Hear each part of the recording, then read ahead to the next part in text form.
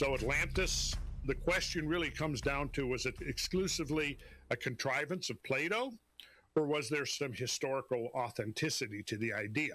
And there's basically two schools of thought on that. One is that, and has been the predominant point of view in most academic circles for many decades, and that is that it was a metaphor. Plato invented this metaphor to give some form to his concept of the idealized civic structure, the idealized society, the way he envisioned it. So that was pretty much the dominant academic view, but then there were those who deviated from it and said, no, behind that legend, there is some authentic reality, some history that actually happened. In Plato's dialogues, he mentions the chronology of Atlantis and the 10 kings and the demise of Atlantis after this great war between the imperialistic Atlanteans and the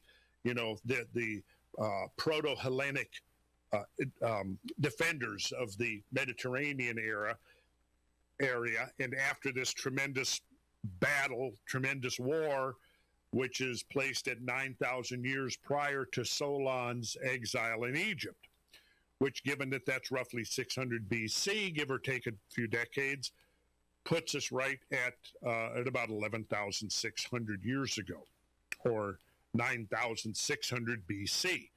And which is interesting these days, because if you follow the whole question of the Younger Dryas, the transition from glacial to interglacial age, from Pleistocene to Holocene, you know that the termination of the Younger Dryas, the catastrophic termination of the Younger Dryas, climatic anomaly or excursion, whatever you want to call it, catastrophe, the end of that, the termination, is dated at about 11,600 years ago.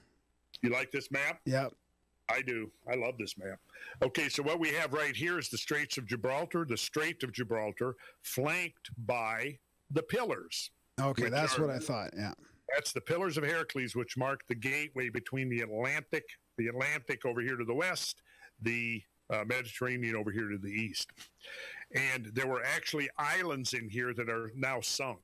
Wow. Yes. So anybody sailing west through here would have come to islands. Now let's go to this next. Let's see. Well, yeah. So right here, here's from Plato himself. And there was an island situated in front of the straits, which are by you called the Pillars of Heracles. The island was larger than Libya and Asia put together, and was the way to other islands. And from these you might pass to the whole of the opposite continent. Wow. Which surrounds the true ocean.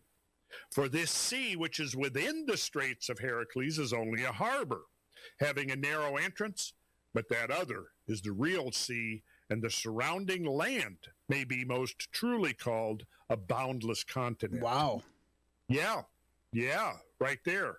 Let's look at this next slide here. Let me back up right here. When we look at this one, Strait of Gibraltar, but take a look at this one. Oh, yeah. So is that the Azores up in the top there that's actually poking out a little bit? Yes, the Azores is this cluster of islands that are actually part of a whole microcontinent. So you could picture basically all that sort of light blue being above the water. This light where Kurt, can you see my cursor? Yeah. That's the Azores Plateau.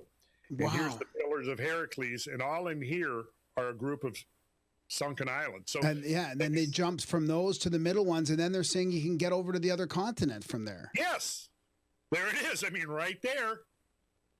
That's what I'm talking about. The geography checks out. Here's the Azores Plateau. Oh. You could picture that all of the orange would have been above water. Wow. So how deep is that now then? That's because you think it's sunk. It's like 1,000 feet, 1,500 feet in that area? Or? Yeah, the peaks of these mountains are sticking above the waves, and that's the islands of the Azores, are the peaks of these sunken mountains. Yeah. And they are sunken mountains, yes.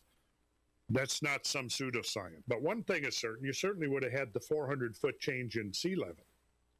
which means that there are islands now that are totally submerged that could have been above the sea level, and islands that are now above sea level would have been much more extensive when you drop sea level 400 feet. What about in the Mediterranean then? How did that rise of 400 feet affect the Mediterranean? And does that map that you looked at show anything around Santorini, or is there anything in the Mediterranean that could also be Atlantis?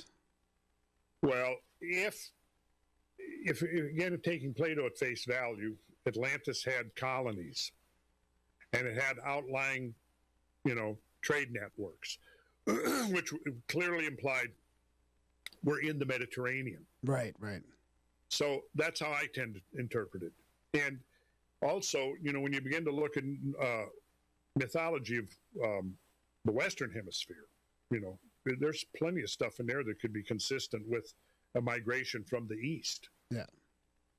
Now if you want to just hypothesize that there was a civilization that rose up on these islands during the Ice Age, the first sea level pulse may have begun a process of destabilization. In fact, what Plato describes is how, the Atlantean kingdom went from being this virtuous and, beneficent place to being corrupted with power and imperial ambitions. And this is what led them to try to come in and subjugate the cultures within the Mediterranean that led to the big war. Largely, the coastlines of the world roughly coincided with that line. Right. Although not always, because like I said, there was sometimes this drop off was like 1,000 feet deep. So it would have still been under 400 or 500, 600 feet of seawater. Yeah. But yeah, overall, the continental shelves, the continental shorelines were much further seaward during the Ice Age than they are now. North and South America might have been connected more through the Central America.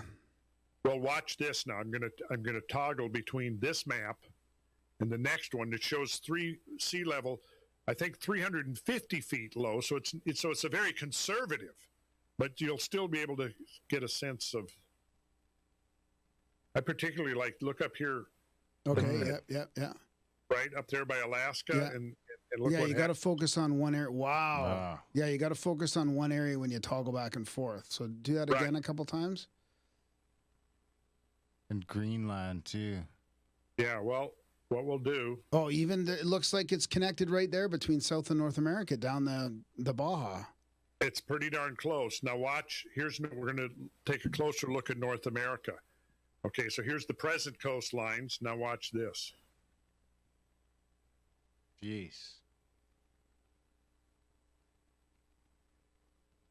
Yeah. Yeah. Yeah, it connects up north even. Yeah, and the problem is that there's been a huge hijacking of the science, and it's emphasizing only one interpretation of the science to the neglect of other interpretations. And the narrative now is that human beings are pretty much the sole cause of climate change. And that is about as far from the truth as you could possibly get. We have tons of evidence. So where can people go if they want to? You mentioned you did like a full deep dive on Atlantis. If our viewers want to go and decide they want to go enjoy that, where can they find that? At cosmographia.com. Just go to randallcarlson.com. It's the podcast that we do. We're up to about 60 episodes now. The first 5, I'm pretty sure it was 5, are devoted to the whole in-depth discussion of Atlantis. Wow, that's fantastic. So is that also on video or is it mainly audio? No, it's video as well.